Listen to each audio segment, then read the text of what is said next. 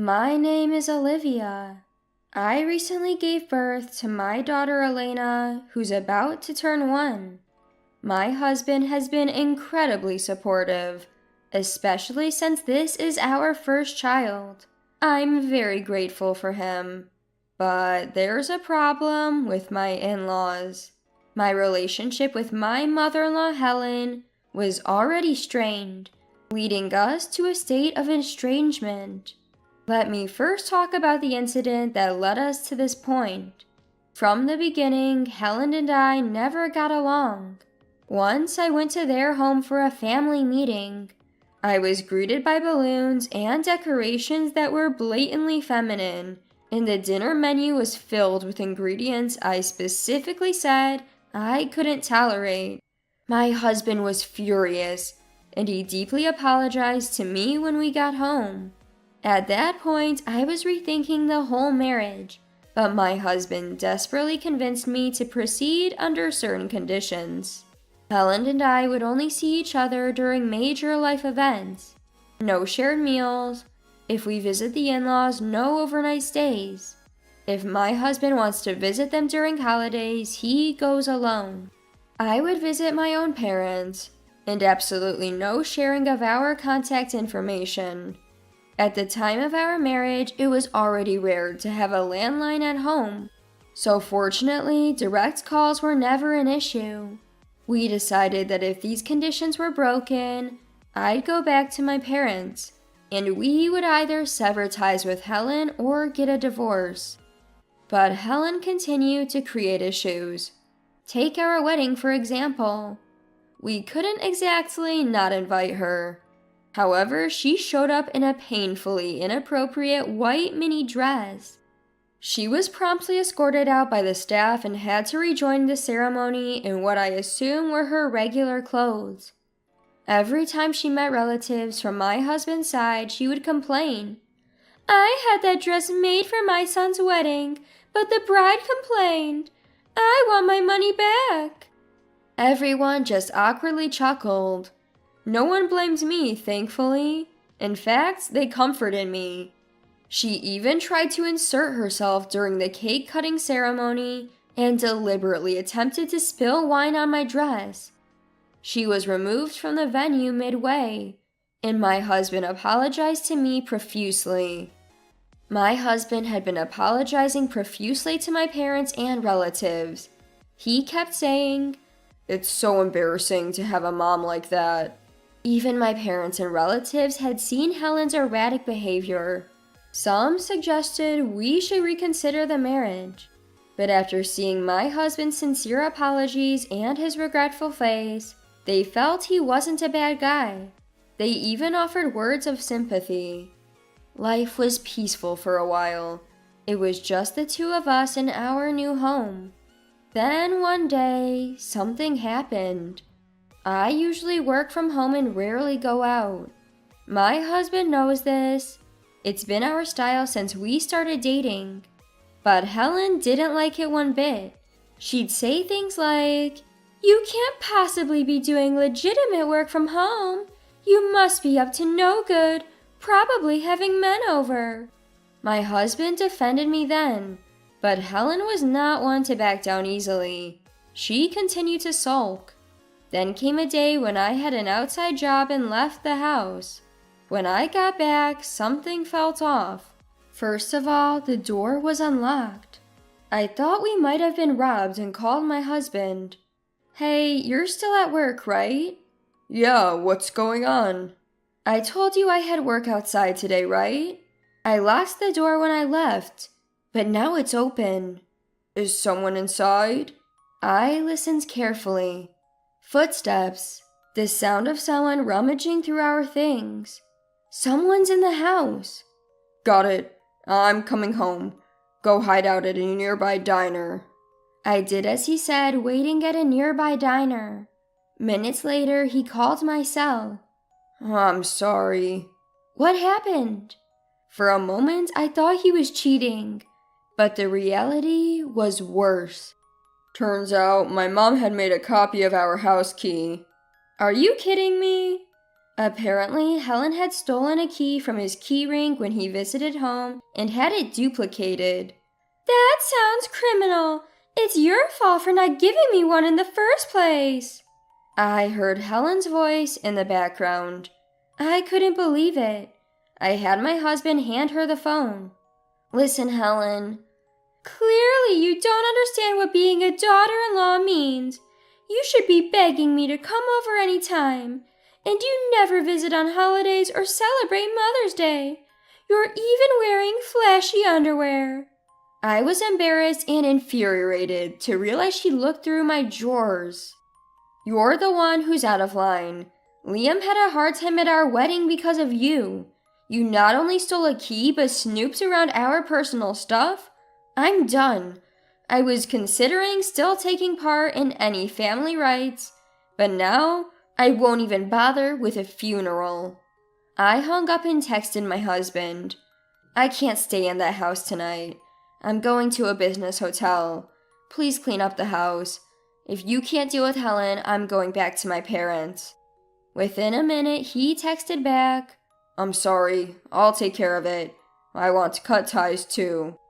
From then on, it became taboo to bring Helen and me together at any family gatherings on my husband's side. When I was invited, Helen wouldn't be, and when Helen was there, I wouldn't go. In fact, ever since an incident at our wedding, the number of relatives who wanted Helen to attend had decreased. My husband often went in her place, so it wasn't a problem. This marked the end of my estrangement from Helen. But now we have a daughter, our first child, so we decided to reach out to my in-laws. All along, the silent party has been my father-in-law, George. He's quiet, for better or worse, and he can't stand up to Helen. Since Helen and I don't talk, George and I lost touch too. George is a good man, so we figured it was more for his sake that we decided to visit. We thought about asking Helen to leave for the day or inviting George over, but he has mobility issues, and it would be weird to kick Helen out of her own house. In any case, Helen wasn't going anywhere. So we decided that a brief visit with George couldn't hurt. Things went surprisingly well during the visit. Helen was smitten with our daughter and couldn't help but say, "She's so adorable. She looks like her dad. Reminds me of Liam when he was a tot." George, too, looked pleased, speaking volumes with his few words. It was the first peaceful moment we'd had with my in-laws since getting married. A few days after that calm visit, something happened. I was home alone with my daughter when the doorbell rang. It was a food delivery from my in-laws. The note simply read, "For her first birthday." We planned to prepare something ourselves, but I was touched they'd gone to the trouble. I thought we'd open it when my husband got home. Hours before he was due back, I had a bad feeling. I opened the gift, and what I found was shocking. My husband came home at that moment and asked, "What are you looking at?" I said, "It's a first birthday meal for our daughter from Helen," and threw it into the trash. Shocked, he shouted, "What are you doing? No matter how bad my mom is, you don't have to throw away what she gave to our daughter. You should apologize." Without even turning around, I asked, "Did you look inside?" Furious, he retrieved the gift from the trash. At first glance, it might have seemed normal, but the selection was horrible. Chicken feet, a cake shaped like a black cat using chocolate, shark fin soup, octopus, 13 peanuts, and a mirror? All in all, a parade of inauspicious items. I wondered where you could even find such a collection of bad omens, but she probably went to the trouble of making it herself. It was clearly not a kind gesture, but a deliberate act of malice. Seeing the contents, my husband stormed out holding the gift.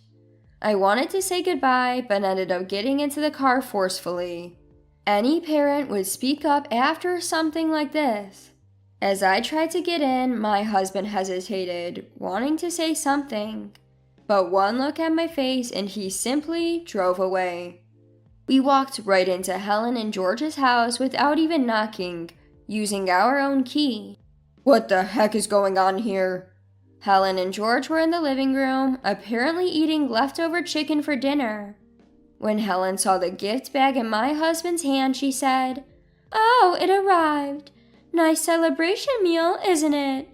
Her face looked genuinely pleased. A nice celebration meal? It's all filled with bad luck and inappropriate items. The apple doesn't fall far from the tree, huh? Oh, come on, it's lavish. I put a lot of care into making it. Just be grateful and use it. Who in the world would use such bad luck, inappropriate items for a first birthday celebration? Oh, were they bad luck or inappropriate? I didn't notice. I couldn't believe she said that with such confidence. I recalled what she had packed. The cat-shaped cake may look cute, but black cats are often associated with evil. Shark fin soup isn't exactly animal-friendly or environmentally conscious. Then there were 13 peanuts, which are not only a high allergy risk for a 1-year-old, but the number 13 is often considered unlucky. The gift was entirely inappropriate. Given all this, it's hard to believe she didn't know what she was doing. And the chicken, it was a single leg, hardly lavish. If they had simply sent their delicious fried chicken, it would have been a much better celebration gift. That's the crux of it. So you didn't know, huh? Then why don't you guys eat it? How dare you even say that? My husband then spoke up and Helen sighed heavily. You know, I've been thinking for a while. You take everything so negatively. Like that balloon during the family meeting. It simply looked feminine. It's art, dear, art. Helen continued, a little snorted. And at the wedding, I wore a white dress because it suits me. There's no rule saying a mother can't wear white. As for the cake cutting, I just wanted one last memory. You two are the mean ones, always taking away my joys. With that, Helen gestured. You've been so spiteful, so give back the money spent on the dress and this celebration.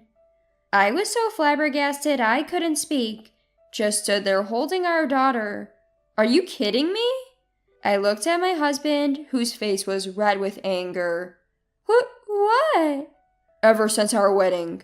No, for as long as I can remember, you've been embarrassing. You always sabotage events if you're not the center of attention. That's not true. My husband began recounting. It was the same during my own birthdays. She didn't want to do anything because she wasn't the center of attention. Even the birthday cakes were always what my mom liked. So I told her since elementary school that we didn't have to celebrate my birthday anymore. A young boy saying he didn't want a birthday celebration? He must have really disliked it. As he spoke, tears flowed down my husband's face. My mom would still force a birthday party every year, and even the gifts she chose were ultimately for herself. I later heard that the gifts my husband received were things like books that were more to Helen's taste, or craft supplies he would never use.